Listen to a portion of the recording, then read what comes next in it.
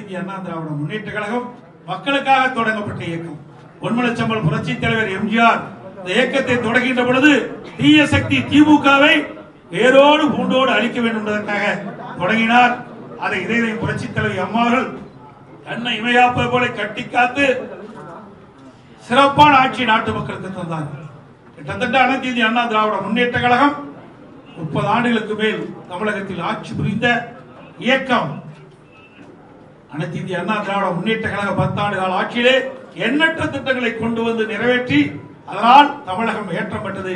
இந்தியாவிலேயே முதன்மை மாநிலம் என்ற பெயர் வருகின்ற அளவிற்கு திட்டங்களை கொண்டு வந்து மக்களுக்கு நன்மை கொடுத்த இயக்கம் அதிமுக இயக்கம், அதிமுக அரசாங்கம் என்பதை இந்த நேரத்தில் சுட்டிக்காட்டி விளைகின்றேன்.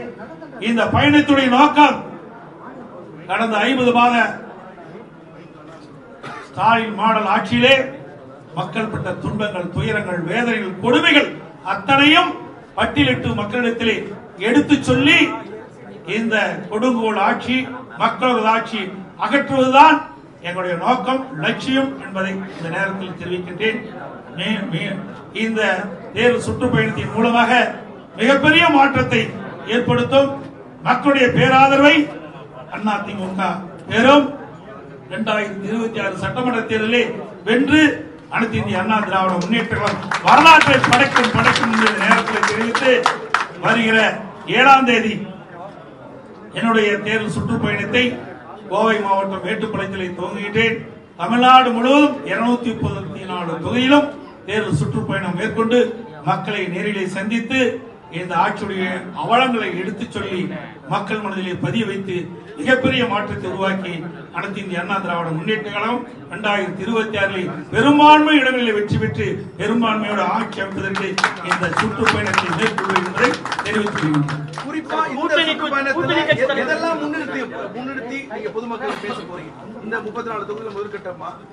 அதாவது 234 தொகுதிக்கும் நேரடியாக சென்று மக்களை சந்திக்கலாம் என்று தலைமை கழகத்தின் மூலமாக திட்டமிட்டு வருகிற 7ஆம் தேதி கோவை மாவட்டம் மேட்டுப்பாளையத்தில் தொடங்க இருக்கின்றேன். நான் ஏற்கனவே தெரிவித்தபடி திராவிட முன்னேற்ற கழகத்திலே 2021 சட்டமன்ற பொதுத் தேர்தலின் போது நிறைவேற்ற முடியாத 525 அறிவிப்புகளை வெளியிட்டிருக்கின்றார்கள். அதிலே எந்தெந்த அறிவிப்புகள் நிறைவேற்றவில்லை என்பதை எடுத்துச் சொல்லி மக்களை ஏமாற்றி, மக்களை திசை திருப்பி மடைமாற்று செய்து 2021 ஆட்சி பிடித்தார்கள். பொய் பேசி பொய்யை மூலதனமாக வைத்து ஆட்சி பெற்றவர்களுக்கு மக்களிடத்தில் எடுத்துச் சொல்லி நாங்கள் வாக்குகள் சேகரிக்கிறோம். குறிப்பா கொங்குமண்டலத்தை பொறுத்த வரைக்கும் நெசவு தொழிலாளர்கள், விசைத்தறித்தொழில், நிறைய தொழில் சார்ந்த பிரச்சனைகள் கண்டிப்பா இருக்கும். அதை எதை முன்னிலைப்படுத்தி முதல்ல ஸ்டார்ட் பண்ண போறீங்க? அதாவது தமிழகம் முழுவதும் 234 தொகுதி இருக்குது பல மாவட்டங்கள்ல. ஒவ்வொரு மாவட்டத்துக்கு போகின்ற பொழுது அந்த மாவட்டத்தில் இருக்கின்ற பிரச்சனையை முன்னிறுத்தி நாங்கள் தேர்தல் பிரச்சாரம் செய்வோம். கூட்டணி கட்சி தலைவர்கள் அழைப்பு கொடுக்கப்பட்டிருந்தா தேமுதிகவுக்கு அழைப்பு? எங்களோட கூட்டணி இருக்கின்றவர்களெல்லாம் நாங்கள் அழைப்பு கொடுக்கிறோம். தேமுதிக நீங்க கூட்டணியில் இருக்கீங்க, இது வரைக்கும் அவங்க ஏத்துக்கல. அவர்கள் தான் ஜனவரி மாசம் தான் தேர்தல் அறிவிக்கிறாங்க. 26 ஜனவரியில் அவருடைய மாநாடு நடைபெறுவதாக செய்தியிலே பார்த்து அப்பொழுது தெரிவிப்பதாக சொல்லியிருக்கிறார். விஜய் நேத்து ஒரு முடிவை எடுத்து அறிவிச்சிருக்காரு, அவங்க கூட்டணி பத்தி தனித்து போட்டிடுவோம் முதலமைச்சர் வேட்பாளர். அது அவருடைய முடிவு. சார், அவர் உங்க கூட்டணி விமர்சிச்சிருக்காரு, பாஜகவோட அதிமுகவோட கூட்டணி விமர்சிச்சிருக்காரு, ஆதாயத்துக்கான கூட்டணி அப்படின்னு சொல்லியிருக்காரு. அது நீங்க எப்படி ஒவ்வொரு கட்சியும் ஒவ்வொரு விமர்சனம் செய்வது அதன் அடிப்படையில் அவர் செஞ்சிருக்காரு, அவ்வளவுதான். வேற என்ன? எல்லா திமுக விமர்சனம் செய்யலையா, விடுதலை சிறுத்தை செய்யலையா, காங்கிரஸ் செய்யலையா, கம்யூனிஸ்ட் செய்யலையா? எல்லா கட்சிகளும் தங்களை வளர்ப்பதற்காக விமர்சனம் செய்வது ஒரு இயல்பு. அவர் பேசும்போது திமுக பாஜகவோட கூட்டணி இல்ல அப்படின்னு சொன்னாரு. அதிமுக கூட்டணி இல்ல நேரடியா நானும் சொல்றேன், அவர்கள் தான் இந்த கேள்வி கேட்கணும். என்னிடத்தில் கேட்டாங்க, எங்களிடத்தில் எங்களுக்கு உட்பட்ட கேள்வி கேட்டீங்களா, அதுக்கு பதில் கிடைக்கும். அழைப்பு கொடுப்பீங்களா? கூட்டணியில பங்கேற்க மாதிரி தாவேக்காவுக்கு ஏதாவது அழைப்பு இருக்கா? அதாவது மக்கள் விரோத திமுக ஆட்சி அகற்ற வேண்டும், அதில் ஒத்த கருத்துடைய கட்சிகள் எல்லாம் இணைந்து தேர்தலிலே கூட்டணி அமைத்து போட்டியிட வேண்டும் என்பதுதான் எங்களுடைய நோக்கம். அந்த நோக்கத்திலே யாரெல்லாம் திராவிட முன்னேற்ற கழகம் அகற்றப்பட வேண்டும் என்று எண்ணுகின்றார்களோ அவர்களோடு நாங்கள் கூட்டணி என்பதிலே மகிழ்ச்சி அடைகின்றோம். அவர்களும் இதற்கு ஒத்துழைக்க வேண்டும் என்பதுதான் எங்களுடைய கருத்து. பாதுகாப்பு வழங்கப்பட்டிருக்குது. நீங்க மத்திய உள்துறை அமைச்சருக்கு கோரிக்கை வச்சீங்களா இல்ல அவங்களா வெடிகுண்டு மிரட்டெல்லாம் ஏற்கனவே உங்க இல்லத்துக்கு வந்து? ஏற்கனவே உங்களுக்கே தெரியும், நீங்க பத்திரிகையில ஊடகத்திலேயே வெளிப்படுத்துறீங்க. அதன் அடிப்படையில் தான் வந்திருக்குது. தேசிய ஜனநாயக கூட்டணியில நீங்க அங்க வைக்கிறீங்க, ஆனாலும் அதிமுக தான் தமிழ்நாட்டுல ஆட்சி இருக்கும் அந்த ஸ்டாண்ட்ல இன்னுமே அதாவது தெளிவா எனக்கு சென்னைக்கு அமித்ஷா அவர்கள் வந்த பொழுது ஊடக நபர்கள் அத்தனை பேர் இருந்தீங்க. நீங்க மட்டும் இல்ல, இந்தியாவில் இருக்கிற அத்தனை ஊடக நபர்களும் ஐடிசி கிராண்ட் ஹோட்டல்ல அங்க கூட்டணி குறித்து தெளிவாக மத்திய உள்துறை அமைச்சர் அமித்ஷா அவர்கள் தெரிவித்தார். அனைத்து இந்திய அண்ணா திராவிட முன்னேற்ற கழகம் பாரதிய ஜனதா கூட்டணி அமைக்கப்பட்டிருக்கிறது. இந்த கூட்டணிக்கு அனைத்து இந்திய அண்ணா திராவிட முன்னேற்ற கழகம் தலைமை. அனைத்து இந்திய அண்ணா திராவிட முன்னேற்ற கழகம் ஆட்சி அமைக்கும். முதலமைச்சர் வேட்பாளர் EPS அவர்களை தெரிவித்தார். எல்லா ஊடகத்திலையும் பத்திரிகையிலும் வெளிப்படுத்தினீங்க. அதையே ஒவ்வொரு முறையும் கேள்வி கேட்டு உங்களுக்கு விருப்பமான செய்தி வேண்டும் இருக்காங்க. திருப்பி அதற்கு ஏதாவது ஒரு வடிவத்தை கொடுத்து வெளியிடுவது சரியா? ஏற்க மாட்டேங்கிறாங்க. ஒரு சின்ன தயக்கம் இருக்கிற மாதிரி இருக்குது. பாஜக தலைவர் சொல்றது அதிமுக வந்து முதலமைச்சர் வேட்பாளர் வர்றாங்க. இதுல வந்து டெல்லி எடுக்கிற முடிவு தான். உங்களுக்கு அத்தனை பேருக்கு தெரியும், பத்திரிகை ஊடகத்துக்கு என்னை விட அதிகமா தெரிஞ்சது நீங்க. மாண்புமிகு மத்திய உள்துறை அமைச்சர் அவர்கள் கூறிய பிறகு அதற்கு அடுத்தாற்போல் யார் பேசினாலும் அது சரியல்ல என்பதுதான் என்னுடைய கருத்து. சார், இப்ப பிரச்சாரத்தை ஸ்டார்ட் பண்ண போறீங்க. இதை தொடர்ந்து ஏற்கனவே திருப்பவனத்துல வந்து நீங்க அந்த பாதிக்கப்பட்ட அந்த உங்க ஃபேமிலியில பேசிருக்கீங்க. நீங்க நேர்ல போறீங்க. மறுபடியும் என்ன முத இந்த கோர்ட்ல கேஸ் போட்டு அதிமுக வைக்கலாம். அந்த நிலைப்பாடு வந்து தொடர்ந்து காவல்துறை அந்த உயரதிகாரி முதற்கொண்டு யாருன்னு முதற்கொண்டு கேள்வி கேட்கக்கூடிய சூழல்ல அந்த பயணம் எப்படி இருக்கு? திருப்பவனத்தில் அந்த இது வந்து அதிமுக சார்பில் எந்தெந்த மாதிரியான இன்றைக்கு அந்த காவலாளி அஜித்குமார் இன்றைக்கு பத்திரிகையிலே ஊடகத்திலே வெளிவந்த செய்தி, காவலர்கள் விசாரிப்பதாக அழைத்துக் கொண்டு சென்று அவரை கடுமையாக தாக்கிய காரணத்தினால் அவர் மீது சுமார் 50 காயங்கள் ஏற்பட்டதாகவும் அந்த மருத்துவ சான்றிதழ் தெரிவிக்கின்றது. அதன் அடிப்படையில் அவர் இறந்ததாகவும் தெரிவிக்கின்றது. இன்றைக்கு நீதிமன்றத்துக்கு அந்த வழக்கு சென்று விட்டது.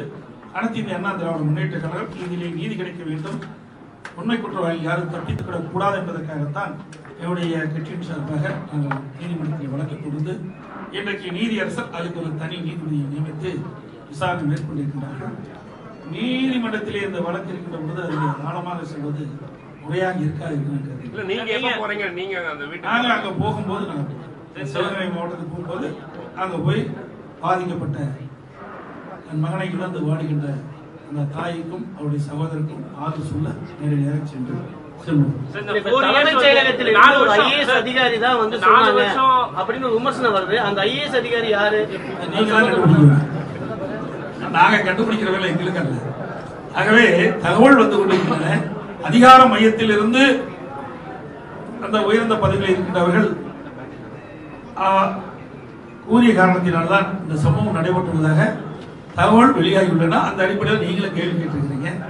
அது யார் என்பது நாட்டு மக்களுக்கு வெளிச்சத்துக்கு கொண்டு வர வேண்டும். இன்றைக்கு இந்த வழக்கு சிபிஐயிடம் ஒப்படைக்கப்பட்டிருக்கிறது. சிபிஐ விசாரணை மேற்கொள்கின்ற பொழுது அதுக்கெல்லாம் விடை கிடைக்கும். இந்த 4 வருஷம் வந்து காவல்துறையோட செயல்பாடுகள் வந்து எப்படி இருக்குது? ஏன்னா நீங்களும் உள்துறை ஹேண்டில் பண்ணிருக்கீங்க, முதலமைச்சர் இருக்கீங்க. கடந்த 4 வருடங்கள் எப்படி இருக்குது? உங்களுடைய பத்திரிகையிலும் ஊடகத்திலும் வர செய்தியை சான்றாச்சு. உங்களுடைய பத்திரிகையிலும் ஊடகத்திலே அன்றாட செய்தி வந்து கொண்டிருக்குல்ல, பாலியல் கொடுமை, கொடூரமான கொலைகள், முதியோர்களை குறிவைத்த கொலைகள், போதைப் பொருள் விற்பனை, சட்ட ஒழுங்கு அடியோடு சீர்கட்டு விட்டது என்பதற்கு உங்கள் பத்திரிகையிலும் ஊடகத்திலும் அன்றாட வருகின்ற செய்தியே அதற்கு சான்று. இரட்டை இலை விவகாரத்துல கால நிர்ணயம் செய்ய முடியாது, தேர்தல் ஆணையம் உயர்நீதிமன்றத்தில் சொல்லியிருக்கிறது. 9 மாசம் தான் இருக்கு. நீதிமன்றத்தில் இருக்கின்ற கருத்து ஏற்கனவே உச்ச நீதிமன்றம் தீர்ப்பு அளிக்கப்பட்டிருக்கிறது.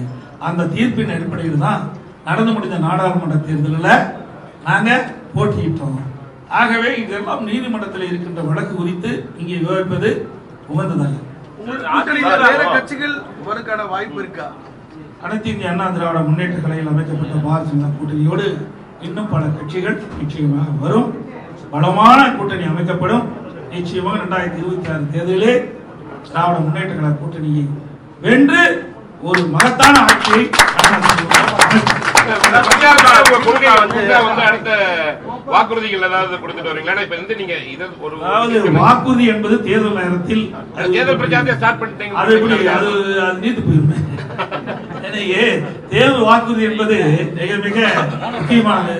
உடம்புக்கு உயிர் எப்படியோ அது போல வெற்றிக்கு வந்து அந்த தேர்தல் அறிவிப்பு தான் முக்கியம். அது இந்த நேரத்தில் சொல்வது சரியாக இருக்காது, பொருத்தமாக இருக்காது. நிச்சயமாக உங்களையெல்லாம் அழைத்து 2026 சட்டமன்ற தேர்தல் அறிவித்துடன் எங்களுடைய தேர்தல் அறிக்கை அற்புதமாக வெளியிடப்படும். திமுக வந்து எல்லா பொதுமக்களை கட்டாயப்படுத்தி வந்து உறுப்பினராக சேர்க்கிறாங்க. அதாவது திமுக பரிதாபம் நினைக்க போயிட்டு வீடு வீடா போய் கதவை தட்டி உறுப்பினர் சேர்க்கிற அளவுக்கு திரு ஸ்டாலின் தலைமையில் இருக்கிற திமுக எல்லா கட்சியுமே அந்தந்த மக்கள் அங்கங்க இருக்கின்ற மக்கள் விருப்பப்பட்டு அந்த கட்சியில் உறுப்பினர் சேருவாங்க. ஆனா திமுக வீடு வீடா போய் கதவை தட்டி திமுகவுல சேர்ந்துக்குன்னு இன்னைக்கு போய் வீடு வீடா கதவை தட்டி உறுப்பினர் சேர்க்கின்ற அளவுக்கு திரு ஸ்டாலின் தலைமையில் திமுக சென்று விட்டது என்பதுதான் நான் பார்க்கிறேன். சார் வாய்ப்பு இருந்தா உங்க வீட்டுக்கு வரணும்னு சொல்லியிருக்காரு. சார் வாய்ப்பு இருந்தா உங்க வீட்டுக்கு வரணும்னு சொல்லியிருக்காரு. நிச்சயமாக அனைத்து இந்திய அண்ணா திராவிட முன்னேற்ற கழகம் என்று பெரும்பான்மையோடு ஆட்சி அமைத்த பிறகு அவர் எங்க வீட்டுக்கு வந்தா நாங்க வரவேற்கிறோம்.